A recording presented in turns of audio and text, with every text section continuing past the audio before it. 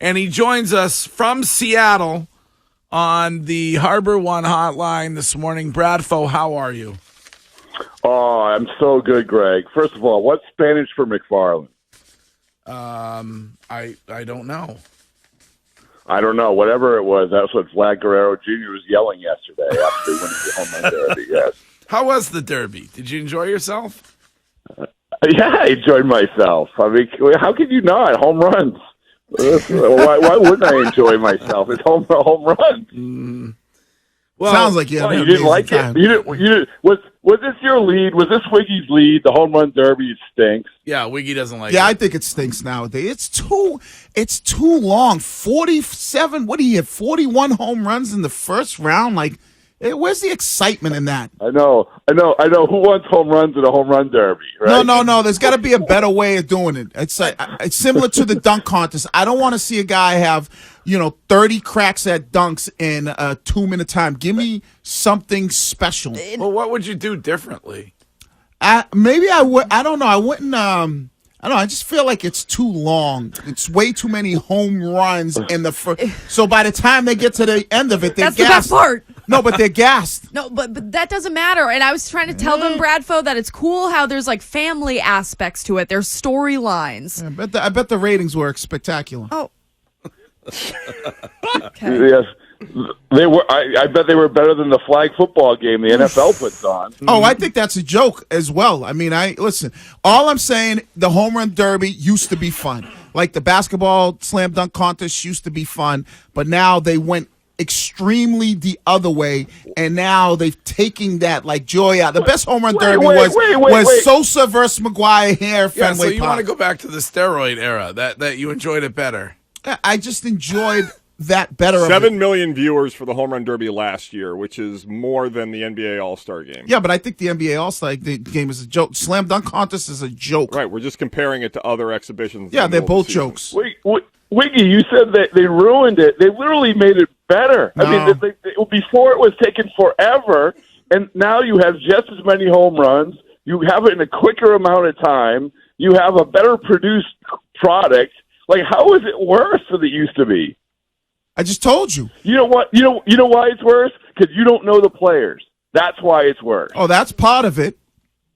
Well, then pay attention. I mean, I know Vlad Guerrero Jr., but I understand Shohei has a blister on his finger. Yes, well, some of these guys you're talking about. Julio, you ever heard of Julio Rodriguez? Oh, yeah. Did he sing that song? I don't believe you. I do. Doesn't he have a song out? Oh, that's Enrique. I'm thinking about the other guy, Enrique. Close. Yeah. He actually sang the national anthem and then hit 38 home runs. Absolutely. Right. He hit 38 home runs in the first round. Like, so what's he supposed to do? And then by round 2, he's gassed out of his mind, and then you hit 10 home runs. It's like I said, it's boring to me. It's too long for you. Yeah. It's too long for you. My bad, Bradfo. Rob, Kenley Jansen said yesterday Red Sox should be buyers at the deadline. What's the likelihood in your mind that they are that? Right now, I think pretty good. And when he sat down with me, he also said on Friday, and the fact is that he is a guy who desperately wants to stay. And this is the same sort of thing. I think that you had J.D. Martinez a year ago sitting there in a Red Sox uniform saying, if I can't bet, but if I could bet, well, I'm going to bet that we're going to be good and that we're going to be buyers and in the next couple of weeks we're going to turn it around, or we're going to be heading toward the playoffs. And the next thing you know, they're out of the playoffs a couple of weeks later. They don't sell anyone off. They get caught in between. As Matt Strom said about last year's trade deadline, it's like they're playing for field position. They kick it inside the 10, and then Tom Brady came in the game. Like, there was no rhyme or reason to what they did, or at least that was a perception amongst the players. And so I think that's what the players are protecting themselves against. So Kenley Jansen signed a 2-year deal here. He loves it here. And by the way, there hasn't been a lot of new guys I've ever seen with Justin Turner and Kenley Jansen who have fit in so perfectly. And so if you take those guys and you trade them, then you're gutting the team. And at this point, where they are in the standings right now, and how they feel about getting these guys back, these guys are like, there's no even question that we should be buyers in this whole deal. Right, but Bradford, is Byers, Chris Sale, and Trevor Story, is that the way they view like buyers in their mind, is we are now getting these guys back who are already on our roster, and it's like going out and getting free agents, or are they making legitimate run at players that are available? I think it's both. I mean, I heard you guys, and I don't disagree. Like, you don't want to hear – nobody wants to hear, oh, the best acquisition of the trade deadline is Sale, is Story. No one wants to hear that. But you need to add something. And I'm not even talking about, in terms of adding a guy to help the team on the field. I'm talking about adding a guy to show that team, to show that collection of guys that we believe that you can make a run for it. Now, in the next couple of weeks, maybe they fall out of it. But if you look at where they were a year ago, it was almost the same place. They were 2 games out at the All-Star break. They were 3 games over 500. But the feeling was completely different. You were losing guys. You weren't getting guys back. And you didn't get a chance to play the Oakland A's and the Chicago Cubs coming out of the gate. So I think that they're in a much better position to be buyers, and they should buy. They should add something just to say, okay, let's go. We're behind you. The American League isn't that good. We think you can make a dent. Buying or selling aside, do you have a grade you'd give Chaim Bloom for what he's done in the draft? Hold on, repeat that whole question because your mic wasn't on there. Go ahead. Oh, that's interesting. Yeah. Buying or selling aside, Bradford, do you have a grade that you'd give Chaim Bloom for what he's done in the draft? Oh, in the draft? No, I mean, I would say that it's so hard in the MLB. I mean, I guess you give them a B because they got a guy a lot of people in the first round everybody thought was going to be in the top 10. So, but this is the problem. The NFL is so comical, like about the MLB compared to the NFL. Wiggy's going to love this. It's going to scratch right where he itches. And so it's. When we had the draft the other day, and they had it in a football stadium, and they have the crowd, and they have the people in front of the commissioner, who they're paying or whatever, letting in to be the hype men. And then you have the players that come out and give the handshake to the commissioner, and then you have the commissioner get booed. But all of it is like 5% what the NFL is. Whether it's the crowd, whether it's the boos. I mean, the first guy in attendance at this thing who came out to give the commissioner a handshake, I think it was like the 7th overall pick.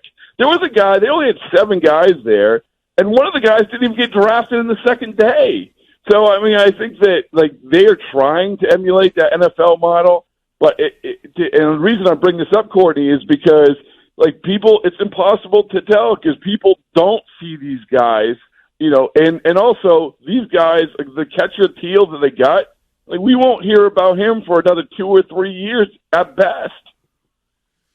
When it comes to Chaim Bloom and this notion of, building your farm system and prospects and waiting a while to get where you need to be, when it comes to the deadline, is he going to be willing to part with some legitimate prospects, or is his focus on the future and not on this season?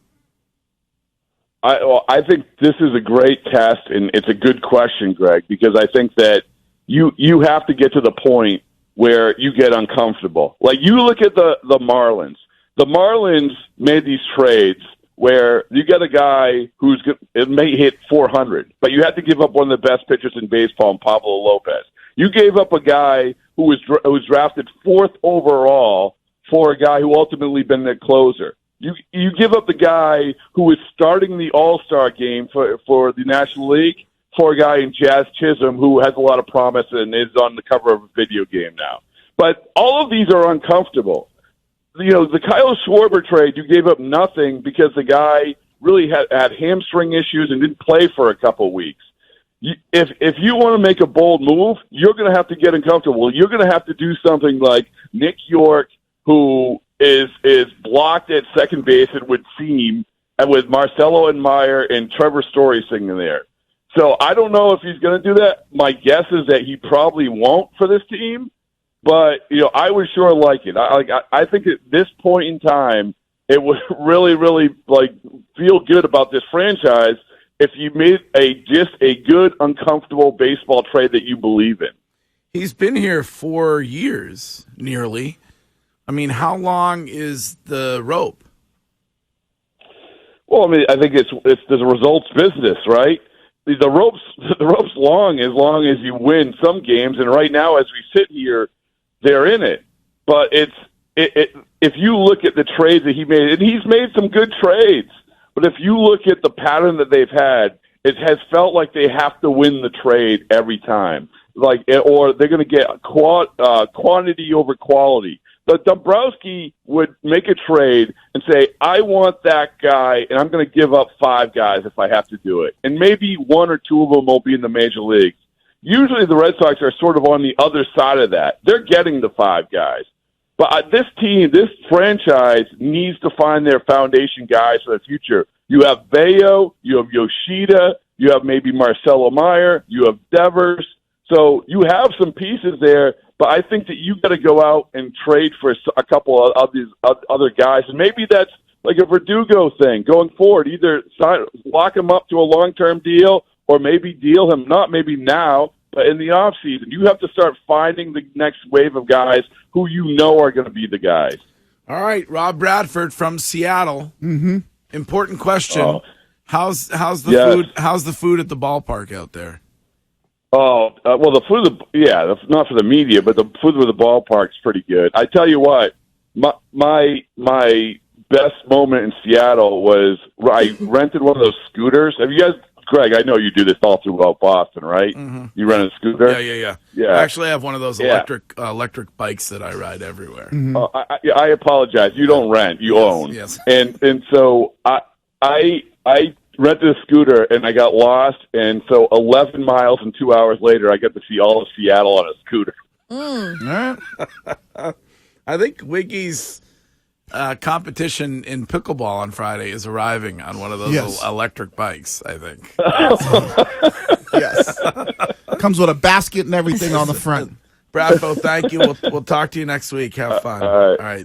See you later. All right, Rob Bradford.